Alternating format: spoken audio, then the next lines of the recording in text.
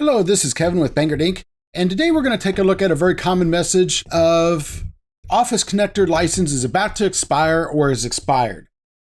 So when you look at Office Connector, its licensing is different than the rest of the Sage 300 products. So most of the time, the Sage 300 products try to phone home to Sage, once a day, once a month, whatever it is, and goes and checks your licenses and updates it automatically behind the scenes.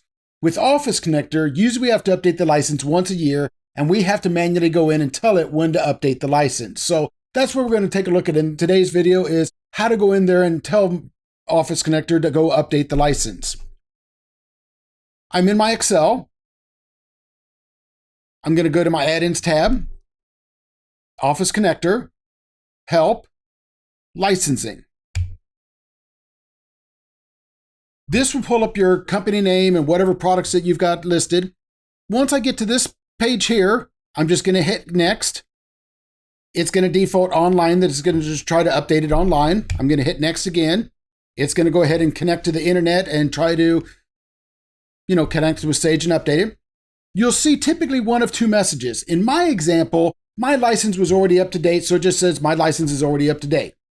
If your license had really was getting close or getting the message that it was about to expire, yours will come up with a message that says something about updated license and your new expiration date will be, and it throws some date, a year out or somewhere out in the future and so forth. So that is how you do it for Office Connector, Designer, Query, Write, and Write Designer. If you have the import functions, you would need to do two steps. You would do that step, and then the import functions fall under. This was the import toolbar.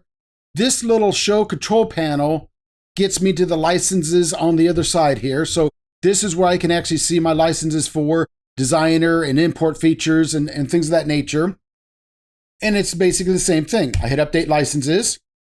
There again, it's going to show me my name and my licenses. I'm going to hit next.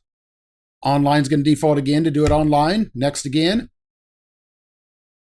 Same thing, it's going to basically connect up, and then it's going to come up with the one or two messages about either your license is updated and mine's already been done in this example, or it's going to come up and say your license was processed and it's now going to expire whatever the future date is, and it should be somewhere in the future.